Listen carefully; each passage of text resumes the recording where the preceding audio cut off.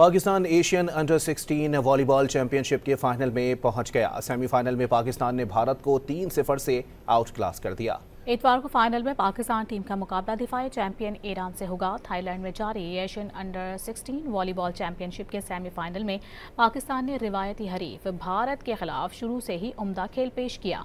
पाकिस्तान ने भारत को straight set से 3-0 से शिकस्त देकर फाइनल के लिए क्वालिफाई किया। पाकिस्तान की जीत का स्कोर 25-16, 25-19 और 25-12 रहा।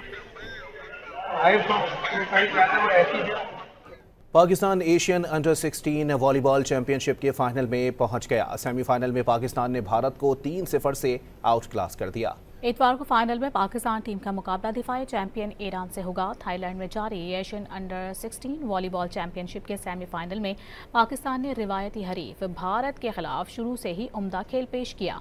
पाकिस्तान ने भारत को स्ट्रेट सेट से 3-0 से शिकस्त देकर फाइनल के लिए क्वालिफाई किया। पाकिस्तान की जीत का स्कोर 25-16, 25-19 और 25-12 रहा।